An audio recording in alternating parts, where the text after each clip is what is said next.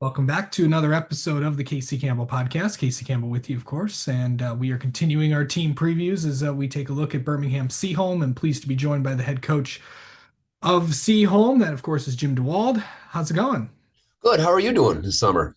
I am doing well. So I know that this is the modified conditioning. I'm not calling it a dead period because it's not, because you Yeah. can still do stuff. But Yeah. how has the overall summer been going? Summer's been great. I thought we've had a really good, productive summer. Our kids have worked really hard. We just came off of a big camp where we go away for 3 days this last week. And if you remember, it was hot as hell on Monday and Tuesday. Our kids really worked hard. I was pleased with them. We handed out the rest of our equipment Thursday, and then this week is the down week. You can condition and lift, but we give this week off to the kids. So we'll be ready. We'll check in on Sunday. We spend the night here at Seaholm. We'll sleep here till Wednesday, and we're looking forward to start next week. Yeah, and I know next week when things really get going, I know a lot of teams like to do a lot of things. Yeah, What excites what's different about how you guys do things? I know everybody does the midnight practices and stuff yeah. like that, but how exciting is it to have the kids there for the first few days? They can bond with each other and they can do all the things to get ready for a season where they're going to be spending a lot of time with each other as well as with you guys. Yeah, it's a little unique. I think this is my 21st year as a head coach, and I think 19 of those 21 years we have gone away to camp, uh, where we are physically get away from everything. No cell phones, no electronics, no nothing. We get away. It's all football, all bonding. It's playing euchre downtime. It's playing cornhole, all that stuff. Being outside, practicing, and it's fun. Our kids really get to bond. We've been going to Hillsdale probably last 13 years, and so they are no longer accepting teams there in August. So we now are going to stay here. So we're going to try to do something here to make that bond, and we're starting with something special with we have a guy named Matt Myers who was on the SEAL Team 6 that went and got Bin Laden. He's coming to our place Sunday and doing some exercises with our kids Sunday and Monday morning. So it's going to be something different. It's something to hopefully bond us together, learn how to communicate together, learn how to work together.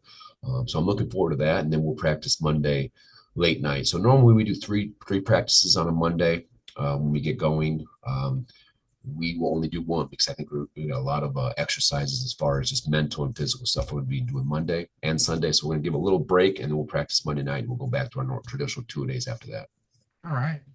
Okay, so let's talk about some of the kids that are going to be returning for you guys and some of the names to watch for Seahome this year. Yeah. Well, we start with our offensive side of the ball, and Patrick Hughes is a returning quarterback. Now he rotated last year with Finn Rowland. They rotated series. Finn was a senior graduated, so Patrick has a lot of experience. He's a tough kid. He's a competitor. And we look forward to that. And in our system, and as any system, when you have the quarterback come back, it's a big help. We have Casey Getz, who's one of our slots and A-backs. He's returning, and Conrad Swanson. Both of them played a good amount last year at our slot back position. Our center returns, Max Kruger. And that's really all we have on the offensive side of the ball that returns. But we have some pieces.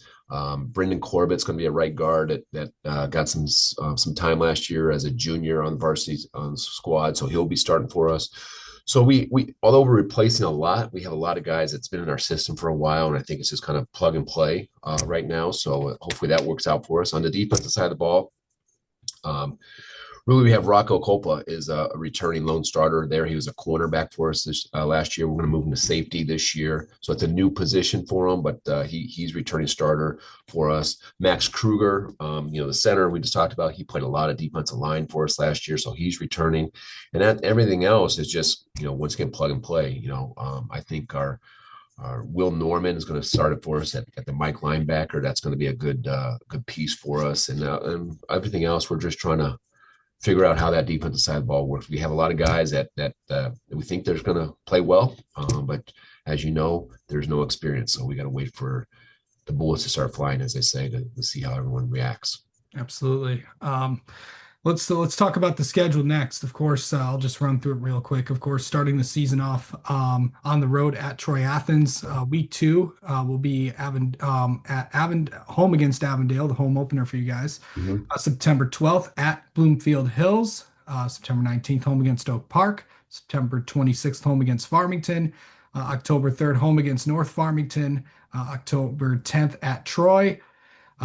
October 17th, home against Adams, and then finishing out the regular season home against Groves. Isn't that great? 6 home games. It's awesome. I don't know how that worked out, but thank you, OAA. Yeah. Of course, the OAA Blue, it's a tough division as always. What's it going to be like this year? And of course, also, we could. You are also saying goodbye to Yeah, a couple of teams. yeah. North Farmington and Farmington are jetting. Yeah, it's a good, I think the OAA does a good job of the parity between the leagues, reds and blue and all the white and gold. They all are kind of the parity is pretty good. So it makes it for a fun league. Last year, uh, it came down to us in North Farmington, and we went for two to try to win the league, and we fell short by about a foot, and they got us, and good for them. They fought their tail off. So it's going to be another good battle. I think you got a lot of. I think Oak Park returns a lot of young guys that they're going to be pretty good. North Farmington, they were really good last year, and they lost a couple guys up front, but they have the quarterback back. But I think they're going to move him to another position. Um, Farmington, I thought was a really good team. That's going to be a lot of those guys are back, so that's going to be a tough one.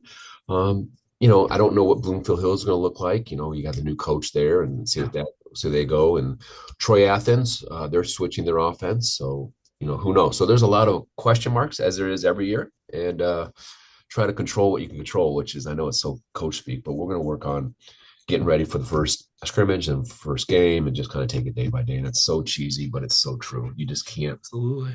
worry about all that other stuff until it actually happens. So it's a good, it's going to be, the teams are well coached. Their players are really good. So it's going to be exciting. Okay, so I know I've asked a lot of coaches this that have came on here this year. I just kind of thought of this question, but week one, no one really knows what to expect week one Yeah. because you don't have any, the only thing you're going off of is scrimmages, and I know that a lot of teams don't really show what they have at those scrimmages. Yeah. You kind of get a good base of it and stuff like that, but how do you approach week one as a head coach? We worry about it when we get there. I know some teams will focus on some teams early in their camp, who they're playing week one. We will not. Once again, we don't know what Troy Athens is going to be. I know they're changing their offense, and as you said, in the scrimmage, you're not going to get much. They're going to hide a lot of things, and then down and distance stuff, field position stuff. You're not going to see that because anyone will go for it on 4th and 3 in the scrimmage. Will they do it in the game? What do they look like when they're coming off the hash? What do they look like after a big first down? Like all these variables you have no idea on.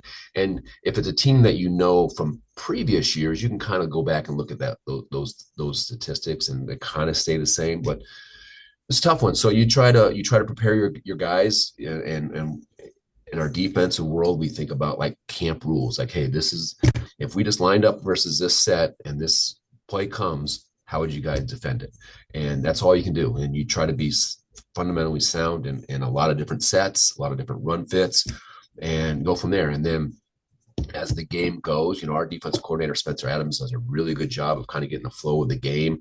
By the second quarter, I think he's got a good handle on what things are happening. So he's pretty good at making adjustments, and we'll go from there. But especially this year, I know it's tough to really think about Troy Athens.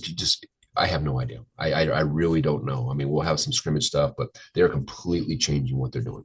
Yeah. It's always interesting to see how coaches approach that first week because you just don't know. Yeah, correct. So it's always interesting to hear Yeah. different perspectives Hey, on if we were open up with like Rochester Adams per se, they've done the same thing, or Groves, they've done the same thing forever. Farmington, you can look at some of these schools, you can go back and look, but some of these schools, even Bloomfield Hills, you got a new coaching staff there. Right. But we play them week 3, so you're good. At Avondale, new coaching staff, so we're gonna get Right. basically one game of stuff.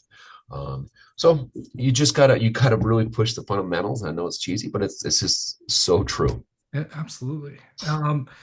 And also, when do you really find out about what you have as a coach? Because usually they always say by week three, you know what you have. Yeah, I think you got to get into last year. I always talk about you got to have a goal line stance. You have to have the ball inside the four or inside the 5 yard line. You get four downs, and if you stop them, that to me shows a lot of grit and a lot of toughness. And we had three of those last year, and I was very, and then our record was pretty good. So I always think about when we hit adversity, when a team is driving the ball, or maybe they have a big play and they get inside that 5 yard line or inside the 10, and you can, if they have four and they go for it on fourth down, and you stop them, that's a sign of a good team. I mean, that means they're tough. They're not going to quit, especially when that ball gets inside the two. You start shutting people down. It is a big momentum change. It's a big swing. And I always go in after the game. Usually you tend to win those games. And so I think that's a big one. Offensively, can we sustain drives? Can we take the ball? And the goal is to get more, hold that possession as long as possible away from the other team. And can we do that? Or do we go 3 and out? When we start going with a bunch of 3 and outs, you can't get in a rhythm. So those are things, offensively, can you sustain drives? We're not a big home run team, so we got to be able to sustain drive. And defensively, when a big play happens or they're driving the field and you get a goal line stance, that to me is a sign of a good team. Yeah. Okay, so this next week, of course, practices start. I know that they like to, it's helmets and then it's shoulder pads, Shells, I yeah. believe Wednesday and Thursday, full pads on Friday, Mhm. and then right into the scrimmage. Yeah. So really, Yeah. how do you approach that? Starting off, with just helmets, and I know obviously everybody has the 15 practices that they have Mhm. that Yeah. the MHSA gives Yeah. you guys in the summer. So what is this next week going to be coming up for you guys? How do you just approach that and how Well, it's and we're stuff? going to focus a lot on defense. We're going to focus a lot, especially when we're in pads. So anytime we're in padded practice, that's going to be a defense specific practice. Offensively, we're hitting timing, we're hitting steps. We're in our veer system. We are looking for just we have our own coaching points and to each their own, but we want to make sure there's the timing of everything, the steps of our motions are all matched up, and we can do that stuff with or without helmets. So taking a helmet practice and running offense doesn't bother us. And I don't we and offensively, we never hit. We never go full go ever from the time we start to the time we finish. We're always going against the bag. The coach is holding the bag. We never hit on offense. Now we want to save all that for defense. We want to play fast defensively. We want to first of all recognize what's going on with what's set, what field position, where we are via the hash, and how do we fit our run fits. We're going to play fast and aggressive. So when we're padded practice, we're going to focus on defense. And then, as I said, I think, we do so many offensive camps throughout the summer. I think we go behind a little defensively. So we're going to really focus that Monday on defensive stuff. Absolutely. All right. Well, Jim, thank you so much for the time as always, and Thanks, Chris. best of luck Appreciate to it. you guys this season. Thank you very much. I appreciate it.